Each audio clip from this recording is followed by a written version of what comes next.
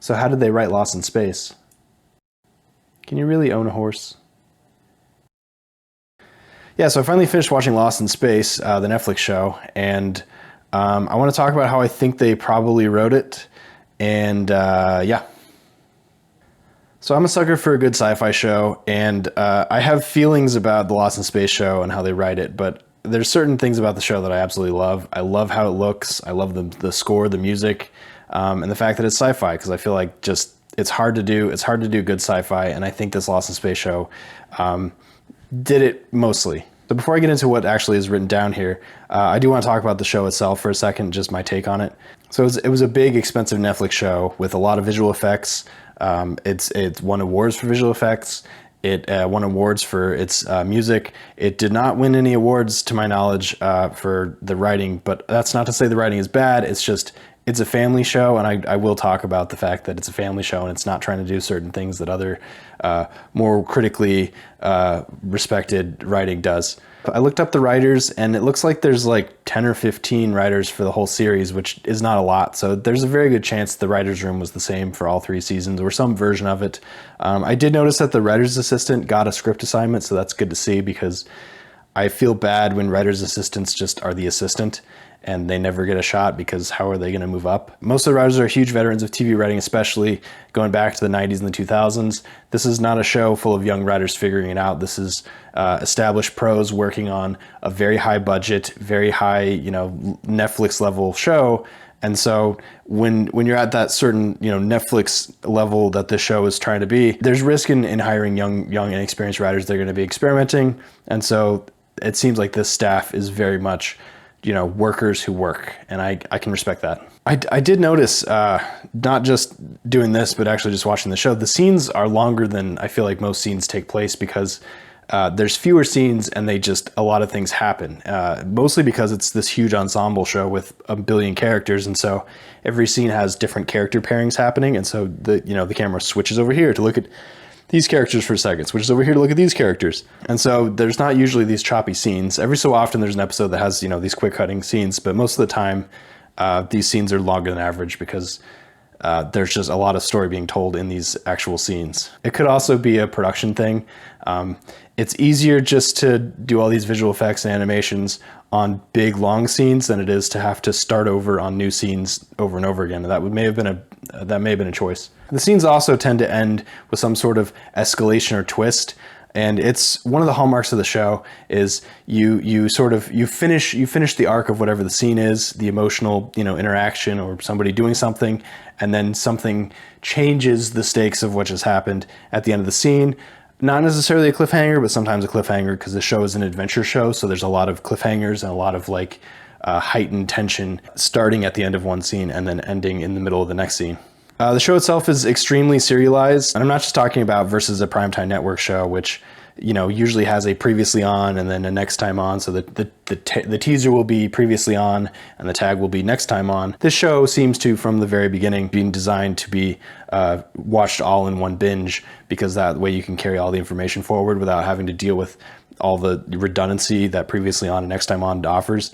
I think there's some cliffhanger episodes where they do previously on, and I know between seasons they do recaps, but if there's one complaint I have about the show is my memory sucks, and so it's really hard for me to keep track of what's going on episode to episode. I'm just sort of living the episodes in real time. Considering the show is like a major hard sci-fi show in the realm of like Star Trek, it does like to avoid technology and science as much as possible in the scene, even though it likes to talk about it. Otherwise, like Maureen, the mom's whole thing is science. But when you're actually seeing it, there's a lot of people doing this, but you're not usually seeing what they're doing when they're typing or whatever they're working on, because it's more important to be paying attention to the character interactions and the emotions. And so there's a lot of times where somebody's on a computer and they're having a conversation, and the conversation is what's interesting. They're just, doing something while they're having the conversation. So I appreciate that as a storytelling device, because this, I does think, get a little boring, even in hard sci-fi. Yeah, and the last couple observations about the show itself are, once again, the music score is absolutely spectacular, and then the visual effects that are the show, especially the design of the robots, second to none. I really, there's certain days where I would just prefer to turn the sound off and just watch the show for what it is, because it's a level of visual storytelling that comes at a very high budget with a lot of work put into it. in story and in just visual effects. So the episode I want to break down today is season 2, episode 7. The logic behind that was I didn't want to do the first season because first season, you're still trying to figure stuff out. You're not, there's certain situations involved where you don't know if the show's going to keep going and you don't really know what's working for the show necessarily. So I figured season 2 out of season 3 is good because they more or less knew they had another season after this, but they sort of had the confidence and experience of the first season. And so what I did was I averaged the IMDb scores of all the season 2 episodes, and I figured out that was 7.9, which is pretty high. It's almost 8. And so there were a couple episodes that were literally 7.9 in the show. I forget, it was like episode 5, I think. That was an episode where John was hurt, and so it was a beat the clock episode, which is not a typical episode. That's a very heightened, intense, moves very fast. It's a different kind of writing, in my opinion. I don't consider that like an average episode. So I picked Evolution, which is episode 207, which is also, 7.9. And it's very much just I consider it a very straightforward episode where you have an A story, a B story, a C story, a D story, kind of an E story and an F story, honestly. And if you've never heard that, that's fine. I'll talk about that in a minute. Yeah, so let's get into the chart then. So top of the chart, I just want to talk about each circle. This is a character. So we have Maureen the mom, John the dad, Judy the oldest sister, Penny the younger sister, Will Robinson, which is Will's robot. We also have Dr. Smith, who's sort of the bad guy of the group. And we have Dom, I forget his last name, Dom West, I think. And he's the scoundrel. He's awesome. We also have obvious bad guys in this guy Adler, who's going to be in the main story. Hastings, which is sort of the big bad of the whole thing, other than the evil robots. And then the captain, who's not really a bad guy, but she's not usually on the side of the Robinson family. And so based on the logic of this show, if you're not on the side of the Robinsons, you're kind of a bad guy. That's sort of how they do it. It's a much more oversimplified way of sort of looking at the world, and it doesn't really leave room for as much nuance in personal relationships, but basically the logic, because this is a family show, this is a family against the universe, basically. The Robinsons are the good guys. The Robinsons are always white. The Robinsons wear the white hats. Everybody else that is opposing to them is a journey to deal with or is a bad guy to conquer. And it's the nature of the show. It is what it is. Honestly, I'm not super upset about it. So if you look in this bottom right corner, these are the stories. And so each one of these, 1, 2, 3, these are all scenes. And then next to it, A, C, B, D, these are all the stories. And so the stories are down here. So we have the A story is Maureen, Will, Adler, and the robot. And it's basically getting the robot across the planet back to the ship to get back up to the mothership, basically. The B story is between John and Dr. Smith, and it's John's whole sleuth mystery about the alien signal that he hears on the bridge. So his is sort of a detective story, which is kind of interesting. The C story is Adler and Hastings, the bad guys, and the idea that Adler has to, at some point, put the robot in shackles, and he's having to keep that from, Maureen and Will, because they obviously don't want that. They're bad guys, though. And then the D story is Judy and Penny. And the D story I will get into. Seems a little bit underdeveloped. I feel like there must have been more scenes with Judy and Penny because theirs just kind of fizzles out. But such is the way of making this stuff. So unfortunately, but their whole thing is they need to stop their dad John from dealing with Smith because Smith is a bad guy. Yeah. The E story, which basically I don't even know if I would call that a story, is Don is stuck in house arrest after the last episode revealing that he's a smuggler and a bad guy. So he's busted, and so he basically has to sit it out. Honestly, Don, Judy, and Penny, I think what happened was because, well, first of all, Judy, every third episode is an episode about Judy because Judy is like a superhero. She has to basically sit this episode out. Penny had a huge episode in the last episode because Dawn convinced her to jump into, with Smith, who doesn't have PTSD about this, but that's its own thing, has to jump into a big cooler with people and then get shot out to space, and Dom rescues her. So there's a big survival thing that they have to do. And so that's why Penny's not doing anything in this episode. She's still reeling from that, I guess. And then Dom, the big thing is he has to admit that he's a smuggler and he's breaking the law. And so he's atoning for that, having saved Penny. Then there's an F story kind of, and it's basically just in scene 23, and it's the colonists, because the whole show of Lost in Space has these colonists around the Robinsons at all times. Yeah, they're not bad guys, but from the perspective of the colonists, I think the Robinsons are awful and ruin everything, but they also save the day. So I broke this show up. I don't actually know how many acts they put into the show for a couple of reasons. One, because it's Netflix, there's no commercials. Traditional like primetime television shows have commercial breaks, and so those are ends of acts. Because they don't have this, it's more of a screenplay format, so they might not even put in Act 1, Act 2, Act 3 into the script. Not that I could find a script to begin with, but my best guess is it's 3 acts. Because I heard the showrunners talking about how the seasons of the shows are 3 acts. So it's season 1 is 1 act, season 2 is second act, and season 3 is the final act. I kind of mostly agree with that. Looking at it, I broke it down, so I consider basically 1 to 7 scenes the first act, 8 to 15 the second act. I would call this gap between 15 and 16 the midpoint, but honestly, more likely it's sort of the end of the second act of 3 acts, and so 16 through 23 is the third act and the final act of the episode, and then we have almost 10 more scenes, which are an additional episodes worth of scenes, basically, because this show is so aggressively serialized that they need that much time to sort of set up the next episode. So you could either call this 4 acts or you could call this 3 acts. I call it 3 acts with a giant tag. That's how I think of it. I honestly don't know what conversations they would have had. They probably won't ever talk about it because, this is their proprietary information. I'm just guessing. If I had known anybody at the show, or if I'd known how they actually wrote the show, I wouldn't bother writing this, because I do think they have the right to their proprietary information. But because I don't know any of that, I'm happy to guess. And so for what it's worth, the A story has 13 scenes, the B story has 10, the C story has, I wrote 9, it looks like, the D story has 5, the E story has 2, and the F story has, a chunk of a scene. If you add all that together, it's going to be more than 31 scenes, just because a lot of the scenes are connected to each other. And there's also situations where the scenes themselves, I sort of split the scene in half, or I split the scene in chunks, because different stories happen. Because this is such a big ensemble, you need those pairings that happen during the scene. So, there's a lot of Maureen and Adler in the A story, but there's also a lot of Will and the Robot in the A story. And so I consider those 2 separate scenes a lot of times. Anyway, let's get into it. So we open with right where we left off in episode 6, which again, I had to go back and watch because the show is so aggressively serialized. I could not remember what happened. I'm glad I did.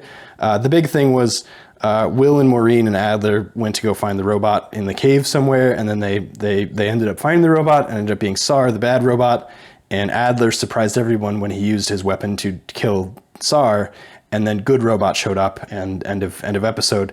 The only other thing you really need to know is in that same episode, the other big story, which I guess was the B story, is Dom has to figure out how to save Penny and a couple other people and Smith, who are going to be in a chunk of the spaceship that's going to be blasted off into space because they're having like a rust problem, and they have to, get rid of a chunk of the ship to save the rest of the ship.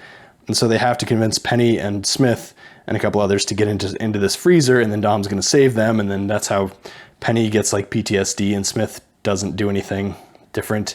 And then Dom ends up confessing that he's a scoundrel and a smuggler, and he's busted now. So that happened. So yeah, first scene, it's the A story. It's Maureen, Will, Robot, and Adler. They're in the cave where Robot was.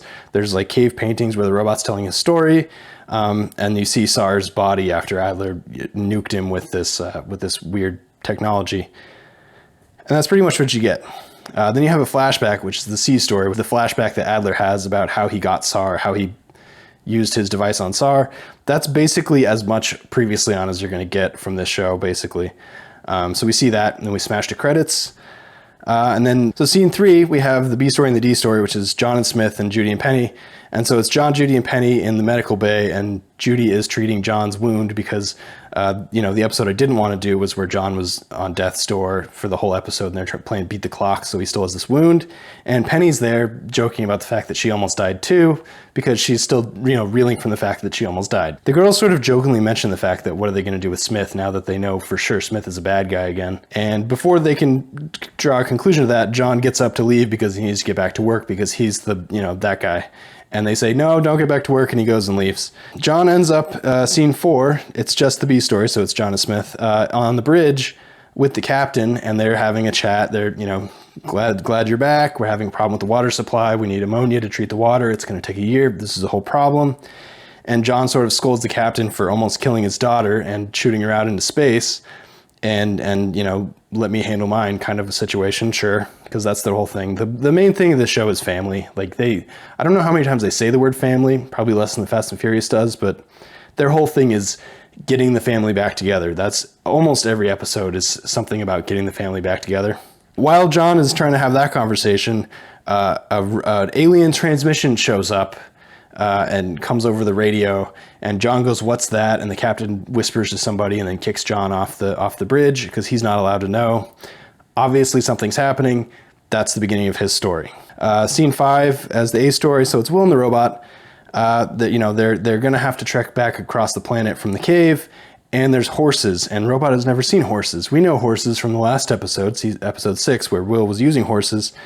And so Will introduces the horses to Robot and their friends. Will teaches the robot that the horses have to use this bit in their mouth, and it's this way of the humans controlling the horses.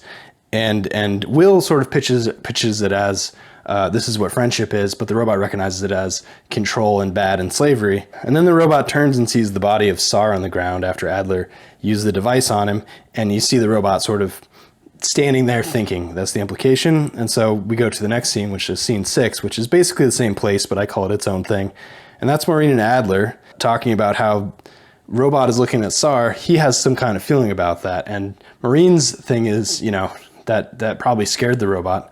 And Adler is saying robots don't have feelings, because that's his whole thing. That's his whole arc for this episode is robots don't have feelings. Oh my God, robots have feelings. I have them wrong. Like, that's the whole thing. So Adler also mentions what gets brought up in basically every single episode, which is, why do the robots care about Will Robinson? Because from the beginning, from the very moment Will meets Robot, everybody wants to know what the deal is with Will and his robot, and nobody seems to have a good answer, including the other robots. The whole previous episode was Sar basically failing to interrogate Will on what happened that made Robot the way he was, but Will obviously misunderstood that because he was, you know, afraid of getting murdered by a robot. Scene 7 is the B story, and the E story, which is Dawn. So basically, John goes to Dom, who has his anklet, so he can't go anywhere. And he goes, "Yeah, thanks for saving my daughter. I can't believe I wasn't there. Sorry that you outed yourself as a smuggler. We'll figure things out. You're a good guy." And he goes, "Nah, it's fine. I made my choices." And then John asks, "Well, I heard this thing on the bridge. Nobody's going to tell me anything.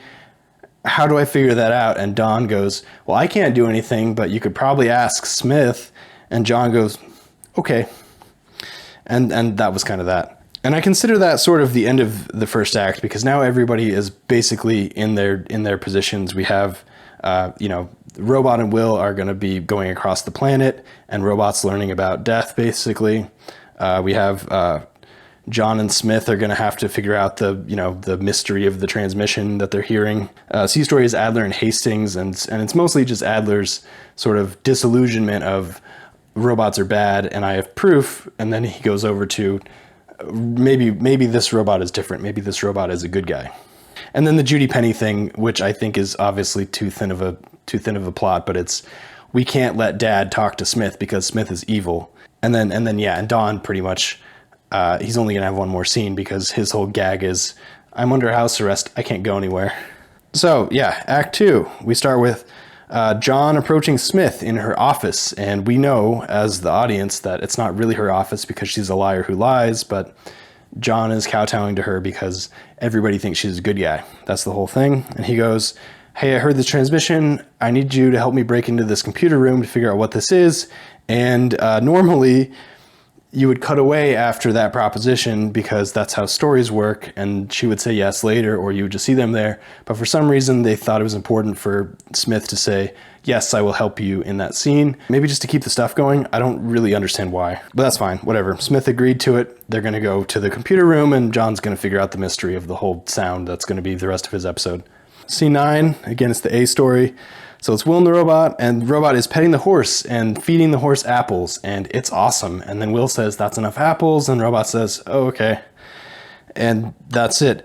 Meanwhile, 20 feet away, we have a space cattle issue. There's, they didn't see the space cattle last night.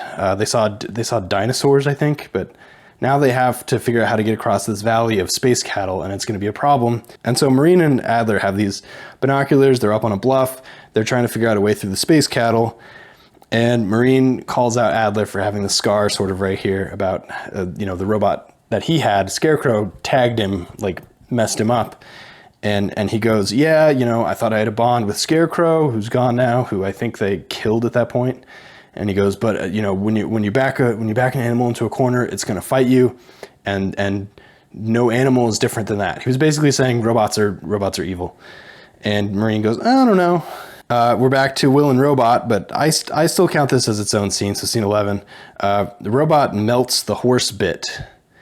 Because he equates that to slavery, and Will goes, no, you don't understand. He's not going to know what to do if he doesn't have the whole bridle, including the bit, and Robot's not getting it, and Will realizes he did a bad job of explaining that. It is what it is.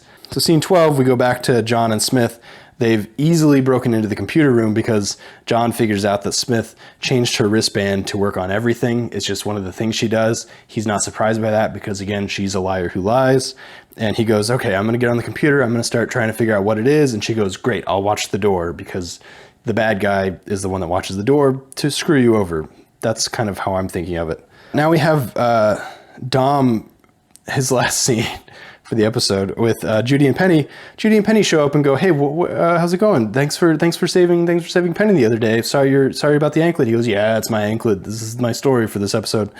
And he goes, by the way, your dad went to go talk to Smith about a thing he's trying to figure out. And they went, why would he have done that? Like, that, okay, now we have to go stop Dad from talking to Smith because she's a bad guy who lies because she's a liar. And so they leave in a hurry. Again, I find their story to be a little underwritten. I think they must have cut out scenes. That's all I can explain. Scene 14, just the A story again. Will pairs off with Maureen and, his mom, and says, hey, I don't trust Adler because he didn't tell us about that weapon. What if he uses that weapon on Robot? Obviously. And she goes, yeah, I don't trust him either. But before they can finish that thought, the dinos that almost ate him last night show up, and they go, oh, crap. Oh, no, never mind. They're going after the cattle. Okay, let's see how this plans out. We're not part of this. It's just they're hunting cattle. So scene 15, again, is A story and C story, so it's Will, Robot, and then Adler. Will's riding the horse, but he falls off because, again, Robot melted the bit, so the bridle falls off, which I think is a brilliant little insertion that they did, a little setup payoff. I wish I would have seen more of that. They do a lot of that. This one I really felt like it worked, but so Will falls off because of the robot, basically. And they end up in the middle of the stampede, all the humans on one side of a canyon wall, and then the robot and the horse on the other side of the canyon wall. And Will commands Robot to come help them, and he ignores them. And Adler goes, huh, interesting. I thought you just told him to do that. And Maureen goes, well, the Robot thinks Horse is his friend now, so he thinks it's important to protect Horse also. And so he's doing that. And so when the smoke clears, Robot has protected Horse. It's this big, emotional story. It's kind of beautiful, honestly. And, depending on how you mark it, that's either the midpoint or that's the end of Act 2. I'm calling it the end of Act 2, but, whatever. Either way, things are about to get worse. That's kind of where we're going now. So scene 16 is just the D story, which is Judy and Penny. They pull each other aside, and Judy goes, you need to be the one that convinces Smith not to be evil to Dad because you can control her based on you guys being in that icebox in the last episode. And Penny goes, I'm not brave enough. Okay, I'll do it, which is, that's what Penny does, unfortunately. So again, I don't know why that was worth a D story, but that's what they did, so that's fine. Back to the B story, scene 17. John and Smith are still in the computer room. John's still doing this, and this is where they talk. And this is where I really appreciate that we're not watching John clicking on files and opening files. We're watching John keeping his eye on Smith and having small talk with Smith. And they're sort of like waxing poetic about their different points of views, because Smith's whole point of view is she's never had to rely on any partners because people always let her down. So she's, this is awkward for her. And John goes, well, it's not awkward for me. It's, family is family. Family looks out for family because of family reasons of families. And she goes, oh, that's an interesting point of view. So you can see they have opposing ideologies. And that's why it's so weird for them to work together. That and the fact that he knows she's a liar who lies, and the fact that she is also, a liar who lies. John ends up finding the robot sound and figures out that it's not like a robot, it's a bunch of alien ships. And they keep saying alien ships. I think Adler says alien ships later, or somebody, I think, Oh, Hastings says alien ships later. But obviously it's the robot sounds. We've heard those robot sounds before. I don't know why they thought aliens when obviously it was robots, but they are finding alien life everywhere they go. So I guess it's not impossible, but it just didn't seem to make sense to me why it wouldn't be robots. So they're in trouble because a bunch of alien ships are coming. I guess robot ships. Scene 18, again, it's the A and the C story. Adler gets a secret text on his, wrist pilot that says, rides here, which basically means, some kind of trap. We don't know yet. And Will's horse collapses and Will goes, oh no. And then they check the horse and the horse has a big slash on its side. And they go, okay, maybe we can heal him. And then very quickly the horse, is dying and Maureen goes, oh, there must be a toxin in that scrape because the horse is going to die. And so that's when Robot comes over and gets his version of upset and tries to help the horse, and then the horse dies. And you see the robot have like a moment of, oh my God, the horse is dead. And so this scene sort of is the big turning point for Adler, because Robot picks up a stone, and I actually read it as he was going to kill the horse with a stone. I'm really glad they didn't do that. That would have been a little too dark for the show, but I wouldn't put it past him. But it was a headstone for the horse, and Maureen explains to Adler, the robot is mourning his friend, which is, rips the heart out right there. We got scene 19. We're back with John and Smith. They're leaving the computer room, and then as soon as they go out, Smith obviously ratted out John. Security is there to arrest John.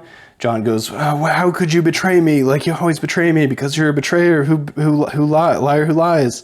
And that's when the girls, Penny and Judy, show up because they have a D story involved because they were supposed to stop Dad from dealing with Smith. And so John gets taken away, and Penny and Judy are horrified and super mad at Smith for betraying them once again, even though that's what she does.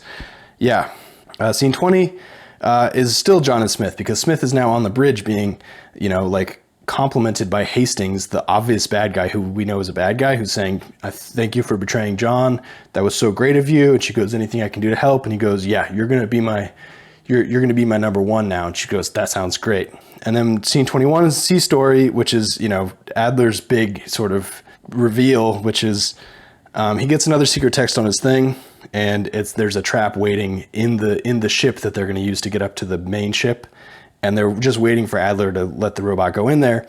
And he has a crisis of faith, and he goes, we'll figure out a different way to transport the robot. We're not going to do that, which is Adler saying, I'm a believer now. I believe this is not an evil robot. Thanks for the Robinsons for showing me that. Scene 22, John, Judy, Penny, and Smith are all in the Jupiter 2 or wherever they live. I don't know.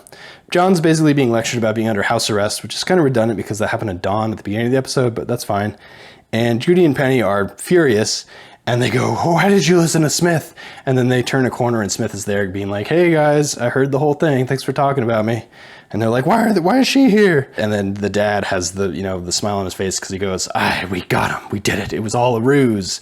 And the girls go, what are you talking about? And they go, well, we had to sell it. We had to make sure Smith did what she did in order to be eyes on the inside for me on the bridge, because they were never going to tell me. But now Smith is our secret agent in there.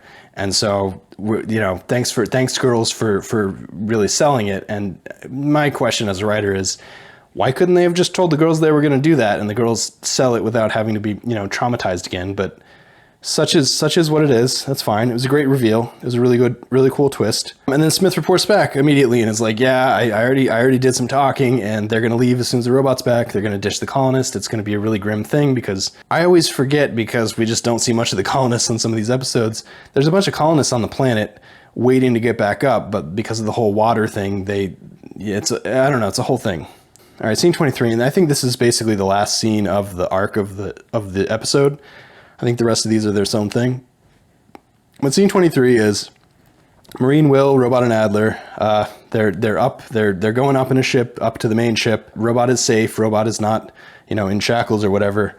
And Maureen checks in with the colonists. I think she checks in with VJ's dad. I forget. There's so many interchangeable colonists that it's hard to keep track. But she goes, all right, we're on our way back. Where are you guys? And the colonists go, oh, we're still down on the planet. Are we supposed to evacuate? And she goes, oh no, something must be wrong. And she looks at Adler, and Adler's like, I don't know, which was real, because at this point he's decided he's a good guy now. So that was a real answer. There's no way for them to know that, but that's fine. And so now we have a problem. And so now I'd say this rest is its own. I guess it's Act 4, but I guess it's just like the tag for the rest of the episode going into the next episode. But we're back on the ship, and it's Adler and Hastings, so it's the bad guys. And Adler is trying to convince Hastings, leave the robot alone. He's cool, and Hastings is like, I'm a bad guy. You were a bad guy too. We're doing stuff to this robot because that's what bad guys do. And Adler's not super on board because he had his mind changed because of story arcs, because of this. Scene 25 pretty much finishes up the A story, which, because it was getting the robot back. Now the robot's back, and so Will orders the robot to pick up the robot engine that's in one ship and move it to the other part of the ship. It's a whole thing because it has like tentacles that the robot has to retract, and it's a whole process, but it's important because of reasons. Scene 26, Hastings, the bad guy, pulls Maureen over to the side and goes, hey, I need to let you know some things happened on the ship while you were gone. We heard an alien signal. It's bad. They're coming. There's a bunch of them. We need to get out of here. Also, we put your husband under house arrest because he did something bad, and we'll figure it out later. Don't worry about it. And she goes, okay, cool. Scene 27, it's Maureen, Judy, John, Penny, and Smith is there. And Maureen is angry that Smith is there because, again, Maureen has also been wronged by Smith and is like, what is she doing here? And John's like, she's cool now. She's a good guy. And Smith is like, am I though? And Smith reveals they're going to launch as soon as possible and screw over all the colonists. And Maureen gets upset because she's the good guy. Scene 28, Maureen is having a meeting. It's like a secret meeting with a bunch of colonists that are on the ship. So just other families, I think. And she's basically saying, yeah, they're going to screw over the colonists down there. We need to stop them somehow. I need to go off to think, because that's one of the things that Maureen does all the time is she thinks. That's her like superpower is she goes and works the problem. She's famous for it. Everybody respects her for it. So she's going to go do that. And then going into scene 29, Will, Robot, Adler, and Hastings. Robot has the engine and he's walking very slowly. And Will is, like, why are they acting so weird? And that's pretty much the whole scene. Again, I don't consider that a story arc. Scene 30, Maureen and John are sort of off, and Maureen's trying to have small talk with John, but she's not capable of it because this is not that kind of show. And she looks up and literally sees a planet in the distance through a window and goes, I wonder if the ammonia we need for the water can be on that planet, because that would solve a lot of problems. And John goes, I don't know. Obviously, that's where it's going. And so the final scene, scene 31, Maureen, John, Judy, Penny, and Smith, they're going to do a mutiny, and they're going to hatch a plan, and then smash the credits with the epic score coming up, and the whole thing, adventure happening. And that's the episode. I feel like it took just as long to explain it as it did to watch, but that's fine. Like, very straightforward plotting, very straightforward storytelling. You have this big ensemble, so everybody can sort of split off and do their own thing, but the ensemble's so big that even in main stories, you have a pair here and a pair here that you have to keep going back to, and then you go to another story and there's a different pair or a different couple of pairs. So yeah, there's, you have sort of all the things you want to do when you're telling sort of a television episode. You have overlapping, you go from the A story, the next scene is a different, B story, the next scene is the A story, you shuffle them together, one interacts the other, the information here is going to have consequences in the next scene, all that kind of stuff.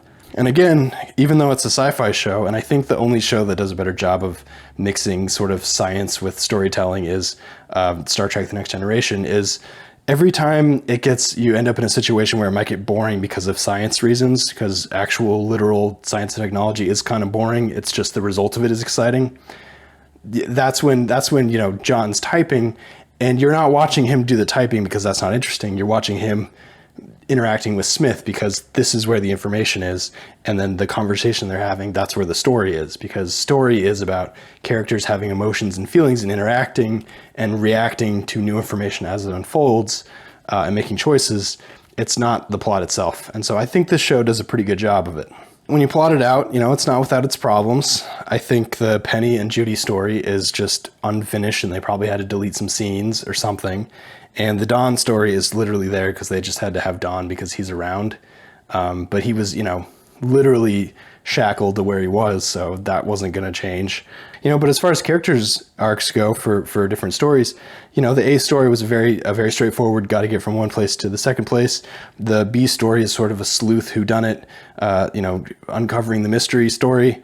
And then the C story is the really emotional one that sort of was the heart of the episode, which was Adler, being wrong about his expectations about the robot in seeing how the robot behaves, which is very much a part of the story, which this show really leans heavily on the idea that when pushed to do the right thing, people will do the right thing, which is a really interesting and good message for a family story. I think it's limiting in what you're actually trying to do when you're trying to tell a complex story, but for what it is, I think it was pretty well executed. And I think that's all I have to say about it. Again, I don't know anything about the writer's room that they were in. I don't know anybody there, I'm pretty sure. But this is my best guess as to how they did it. And I think it was 3 acts plus an additional act, which is like a teaser for the next episode or like a tag for this episode. So yeah, I'll probably do this again with another show. But it's, when you actually look at the guts, it's really interesting how they put it together. Oh, that took me so much longer than I thought it was going to take me. Ugh.